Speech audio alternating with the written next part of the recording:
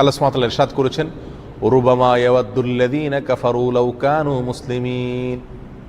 অর্থাৎ কাফেররা একটা সময় খুব আকাঙ্ক্ষা প্রকাশ করবে, আক্ষেপ করবে, হায় যদি তারা মুসলিম হতো। কখন এই আক্ষেপটা করবে কাফেররা? দুনিয়াতে তো আক্ষেপ করলে তো মুসলমানই হয়ে যেত, তাহলে আক্ষেপটা কখন করবে?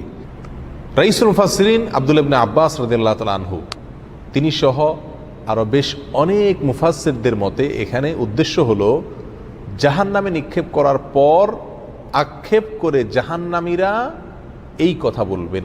জাহান্নামীদের মধ্যে দুই ধরনের লোক থাকবে, এক তো হলো অমুসলিম কাফেররা, আর দ্বিতীয়ত হলো মুসলমানদের মধ্যে যারা পাপিষ্ঠ এবং তাদের পাপ বা গুনাহের পরে তারা তওবা করেননি অথবা তাদের তওবা কবুল হয়নি, এরকম লোকেরা জাহান্নামে যাবেন। তাহলে এই দুই শ্রেণীর লোকেরা যখন জাহান্নামে থাকবে, তখন এই উভয় শ্রেণী জাহান্নামীদের মধ্যে কনভারসেশন হবে, কথোপকথন হবে।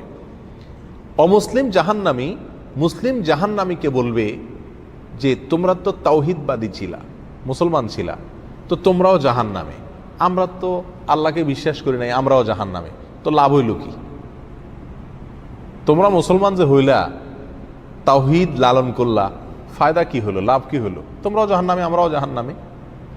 তখন কাফেররা এই কথা বলার পরে আল্লাহ সুবহানাহু ওয়া তাআলার রহমত এবং দয়া উদ্রেক হবে মুসলমানদের প্রতি, আর কাফেরের উক্তির কারণে আল্লাহ সুবহানাহু ওয়া তাআলা রাগান্বিত হবেন যে আমার তাওহীদবাদী বান্দা তাওহীদে বিশ্বাস করত কিন্তু তার ভুলের কারণে সে জাহান্নামে আসছে, এই জন্য তাকে আজ ছোট করছে কাফিরে।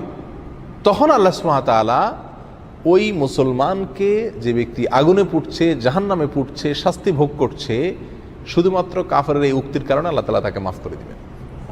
বলবেন যাও, তুমি যেহেতু দুনিয়াতে তাওহীদবাদী ছিলে সেজন্য আজ তোমাকে আমি কি করে দিলাম, ক্ষমা করে দিলাম। ঠিক তখন রুবামা ইয়াওয়াদ্দুল্লাযীনা কাফারু লাউ কানু মুসলিমিন, কাফেররা সেদিন আক্ষেপ করে বলবে, হায় যদি তারা মুসলমান হতো তাহলে তারাও এখন সাধারণ ক্ষমার আওতায় পড়ে বের হয়ে যেতে পারত। তো এই আয়াত আমাদেরকে কি বোঝাচ্ছে?